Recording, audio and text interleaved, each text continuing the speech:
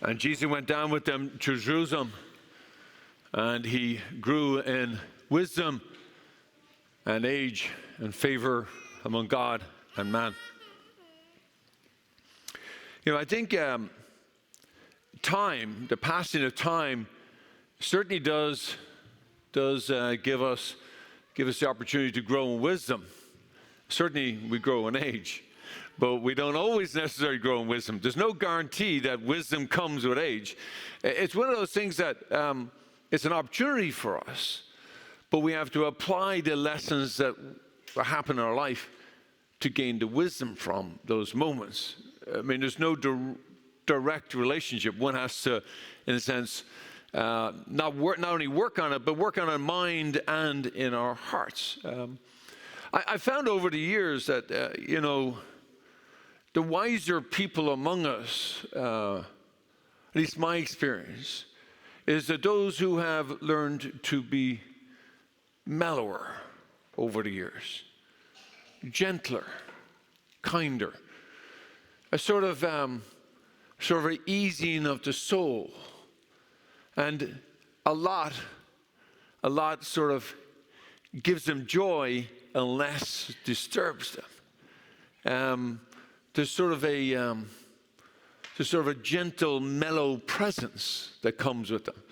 And I suppose if one measures on the opposite end, like in negating, we are not becoming mellower and not becoming gentler, if we're not becoming more joyful or more loving over the years, then somehow we're not living the gospel quite the way the Lord is asking us.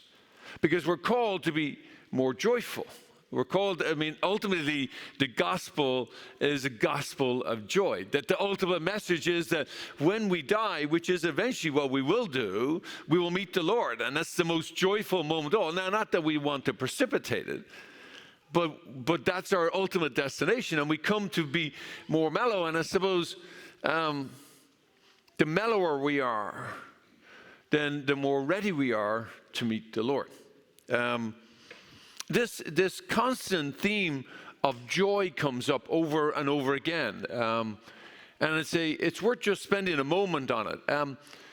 It was a book that I was given by one of our parishioners, written by the Dalai Lama and by Archbishop Desmond Tutu, the two spiritually leaders of two different worlds, if you would, and they came together in a sort of epic conversation over several weeks. And then it was recorded and then made into a book called The Book of Joy.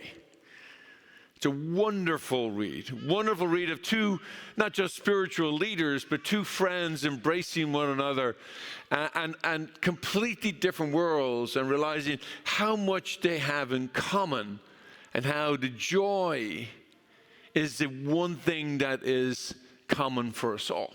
That we all seek joy is a meaningful part of our life. Now, they do go through the difference between happiness and joy, and I think we've all heard the difference, but just to recap, is that happiness is that of which is based on circumstances, events, people, most often are around the stuff that affects our senses, something that we like, a song we like, and it gives us pleasure. And so there's a sensual pleasure through the senses. Or we taste something, like whether it's wine or food, oh, it's lovely. Or we hear something, see something, but then when it's gone, the happiness is gone. Joy, on the other hand, transcends circumstances or events that, in a sense, are external. Joy is eternal reality. It's one that one chooses in the face of circumstances beyond the sensual level. We are joyful because the gift of life itself. It's an eternal reality. In the book, they make the distinction that ultimately joy comes from relationships. And the relationships are built on trust. And trust in a relationship only comes about by sincere love. The love that says, I care for you because of you. I want, and the other person feels, and not only just feels that love, but experiences that love from us. That we love them not because of what they do or have or are, but for who they are in the core of their being in our life. That's really powerful. That this love, and this is the very thing that this letter to the Colossians hammers away at. And there's several of these lines that meet, if you would, in the book, is that gentleness, kindness, put on heartfelt compassion. That's that deep love for the other. Deep love for the other, sincere love that I want the best for the other person, regardless whether they're friend or foe. And then he completes this circle by saying, and put on love about all these things. Be forgiving, but put on the garment of love, like to wrap it all on love. See, it's love that makes it all come around. We can't get the joy unless we're willing to love and to be loved. That's what gives us ultimate joy. And in every relationship with which we share love and are loved, that will spring a 100-fold of energy of joy in our life. Now, where we see that and we learn that the first in our life is hopefully in our families.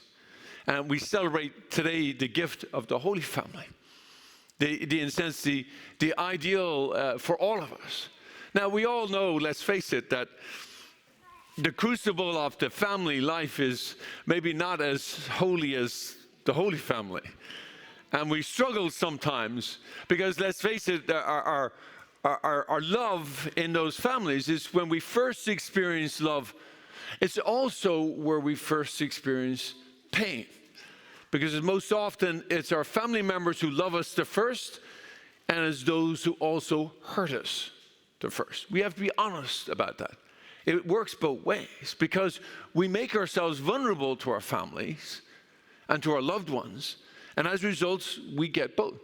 But we need to hold on to the love because it's what love that transforms us at every time. That even though that they may hurt us, they still love us. They make mistakes. We make mistakes. And we need to continue to do, as this letter to Galatians, is heartfelt compassion, gentleness, kindness, to forgive their mistakes and to put on love over all of this. You see, in the end, the family is the first place we learn to love, but it is not the only place. We're called to take the love we get and have sampled and experienced in the love of the family, and we're called to extend it to the rest of society, to our friends, to our extended family, of course. But if we only just do it inside our extended family, then the Colossians would say, what difference to us then are we than anyone else? See, he wants to make a distinction that we're called to go the whole of the whole family.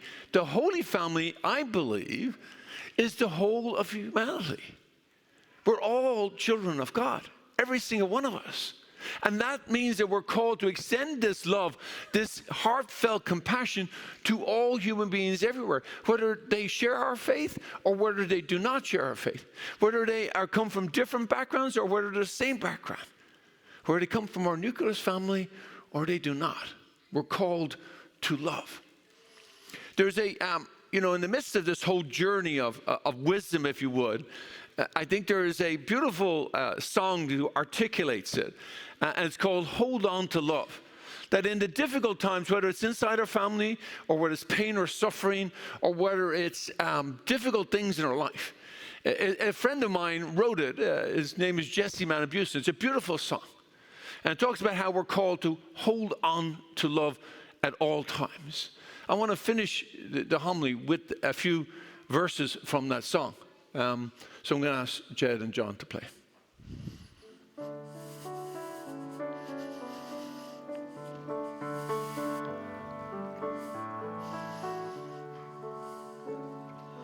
There is a place for the sadness. Hold to love.